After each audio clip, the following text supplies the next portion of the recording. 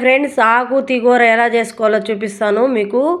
ఈ ఎప్పుడు పప్పు ఫ్రైయే కాకుండా తిగూర కూడా ఇలా చేసుకుంటే చాలా బాగుంటుంది. ముందుగా నేను తోటకూర ఒక కట్టెత్తి తీసుకొని శుభ్రంగా ఒలిసి పక్కన పెట్టుకున్నాను. దీన్ని 4-5 సార్లు వాటర్ పోసి కడుక్కోవాలా. నేనైతే 5 సార్లు కడిగాను.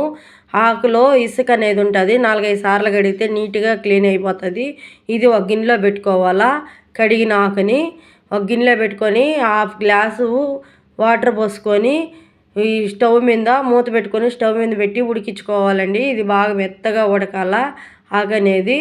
అప్పుడప్పుడు మధ్యలో గెరిటతో కలుపుకుంటూ ఉడికించుకోవాలా. మెత్తగా ఉడికిన తర్వాత దించుకొని వాటర్ అన్నీ వంచేసుకోవాలండి పక్కకి.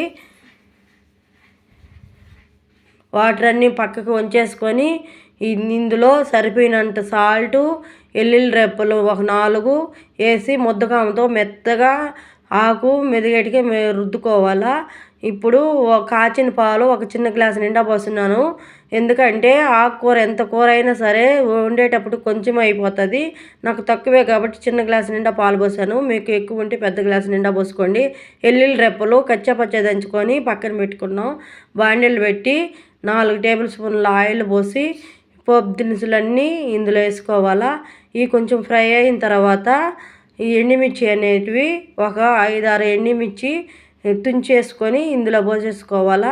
ఇవి కూడా కొంచెం ఫ్రై అయినాక మనము ఎల్లుల్లి రెప్పలు కచ్చపచ్చ దంచుకున్నాం కదా, ఇందులో పోసేసుకొని 1/2 టేబుల్ స్పూన్ పసుపు వేసుకొని ఈ ఆకుకూర అనేది కూడా ఇందులో పోసుకోవాలా. పాలు కాచిన పాలే కాబట్టి ఎక్కువ ఏమి ఉడకబడలేదు. ఒక 2 నిమిషాల పాటు ఉడికితే చాలు.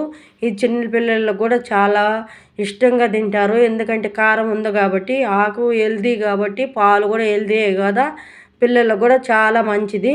పిల్లలే కాదు పెద్దవాళ్ళు కూడా తినచ్చు. ఈ కర్రీ చేసుకునేది మీకు ఎంతమంది తెలుసో మాకు కామెంట్ పెట్టండి.